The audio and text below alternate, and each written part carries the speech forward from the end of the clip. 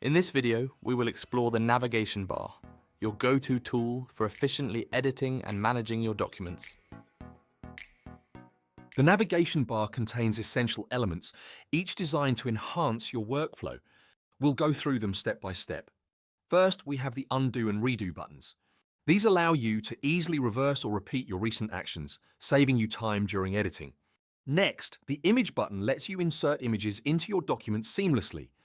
With the table option, you can define the number of columns and rows to create a table tailored to your needs. The link button opens a prompt where you can specify the displayed text, the link address, a screen tip, and even choose to use bookmarks.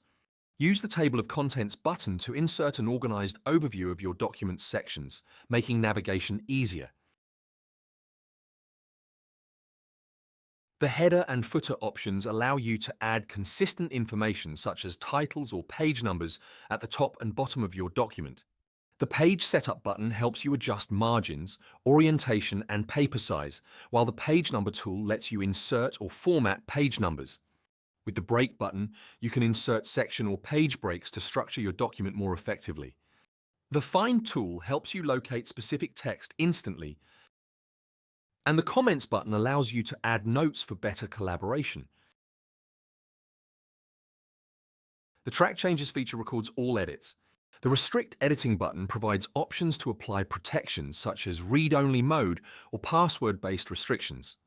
Above the navigation bar, you'll find the Ruler button alongside Insert Data and Calculator. Clicking this button activates rulers on your document, helping you align content with precision.